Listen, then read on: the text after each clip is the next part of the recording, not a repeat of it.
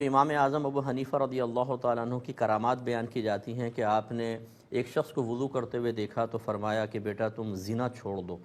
وہ زنا کرتا تھا، گویا کہ آپ نے اس کے زنا کے گناہ کو وضو سے دھلتے ہوئے دیکھا، وضو کے پانی کے ساتھ بہتے ہوئے دیکھا۔ ایسے ایک نوجوان کو فرمایا کہ اپنے ماں باپ کی نافرمانی مت کرو۔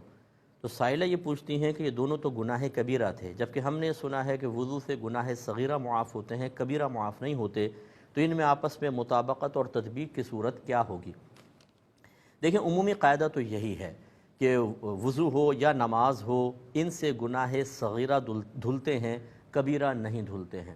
لیکن امام اعظم ابو حنیفہ رضی اللہ تعالی عنہ کی چونکہ یہ کرامات کافی معروف ہیں اور مستند علماء نے اپنی کتابوں میں ان کو درج فرمایا ہے، تو لہٰذا اگر ان کا اعتبار کریں تو پھر ہم یہ تعویل کر سکتے ہیں کہ ہو سکتا ہے کہ ان دو اشخاص کے لیے اللہ تعالیٰ نے خصوصی طور پہ کرم کا معاملہ فرمایا ہو اور ان کے وضو سے ان کے گناہ کبیرہ کو دھو دیا ہو۔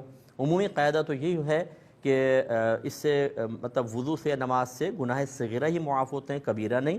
لیکن یہ اللہ تعالیٰ کو کوئی پابند تو نہیں کر سکتے ہم لوگ، یا اللہ تعالیٰ اس اگر اپنے حبیب کے ذریعے یا قرآن عظیم میں بھی اللہ تعالیٰ نے اس قاعدے کو بیان فرمایا تو اب وہ بالکل مقید ہو گیا ہو، اس کے خلاف ہو ہی نہیں سکتا، ایسا نہیں ہے۔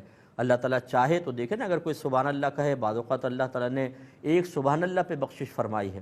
اسی طرح وہ بنی اسرائیل کو شخص کا واقعہ ذہن میں لائیے کہ نبی کریم صلی اللہ علیہ وسلم نے ارشاد فرمایا کہ اس نے زندگی بھر کوئی بھی نیکی نہیں کی تھی، لیکن جب مرنے لگا تو اس نے وصیت کی کہ میں اگر اللہ کی گرفت میں آ گیا تو وہ بہت سخت عذاب دے گا، کیونکہ میں نے کوئی نیکی نہیں کی، تم جب میں مر جاؤں میری لاش کو جلانا اور میری راکھ آدھی پانی میں بہا دینا، آدھی ہوا میں اڑا دینا۔ انہوں نے ایسے ہی کیا، اللہ تعالیٰ نے پانی کو، ہوا کو حکم دیا، اس کے اجزاء جمع ہوئے، وہ کھڑا ہو زندہ کر دیا۔ اللہ تعالیٰ نے فرمایا تو نے ایسی وصیت کیوں کی؟